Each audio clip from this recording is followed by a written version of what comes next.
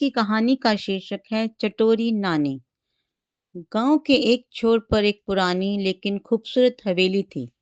उस हवेली में रहती थी नानी, जिन्हें पूरे गांव में चटोरी नानी के नाम से जाना जाता था।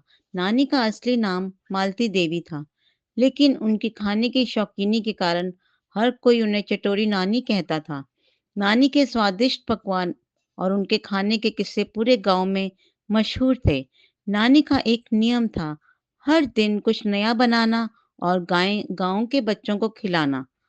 बच्चों को भी नानी की रसोई में जाना बहुत अच्छा लगता था।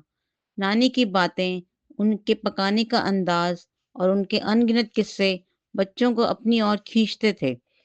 नानी की रसोई में हमेशा ताजगी भरी खुशबू रहती थी।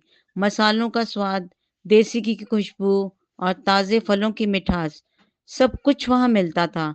लेकिन नानी की इस महारत के पीछे एक राज था। नानी हमेशा कहती थी, खाने में स्वाद तब आता है जब उसमें प्यार मिलाया जाए। नानी की एक और राज था, वे हर रोज जंगल के पास जाकर अनोखे जड़ी बूटियां और फलों को इकट्ठा करती थी। उनकी जड़ी बूटियों से वे ऐसे पकवान बनाती जिनका स्वाद हर किसी को मंत्र मुग्ध कर देता। एक दिन गांव में बड़ा मेला लगा। मेला हर साल होता था, लेकिन इस बार कुछ खास था। मेले में एक प्रतियोगिता रखी गई। सबसे स्वादिष्ट पकवान, गांव के हर घर से लोग अपने अपने व्यंजन लेकर आए। नानी ने भी हिस्सा लेने का फैसला किया।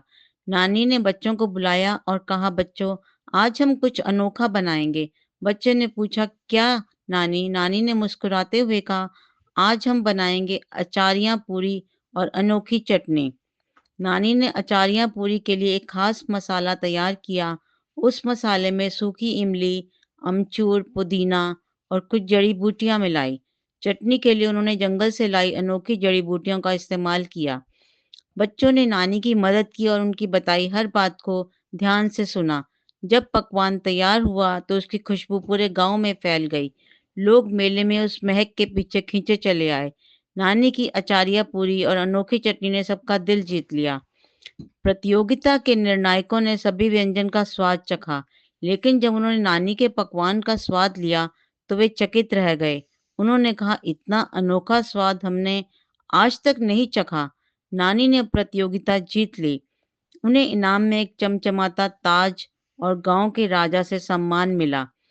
जब नानी से पूछा गया कि उनके पकवान इतने खास क्यों हैं, तो उन्होंने मुस्कुराते हुए कहा, पकवान तो हर कोई बना सकता है, लेकिन जब उसमें अपनापन और प्यार मिलाया जाए तो वह जादू बन जाता है।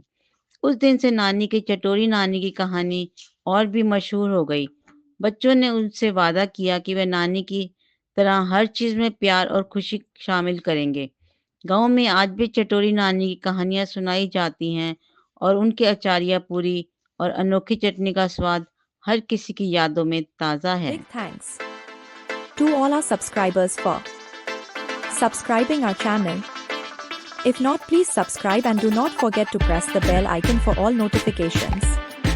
Please visit our channel for all kinds of stories and more. Thank you.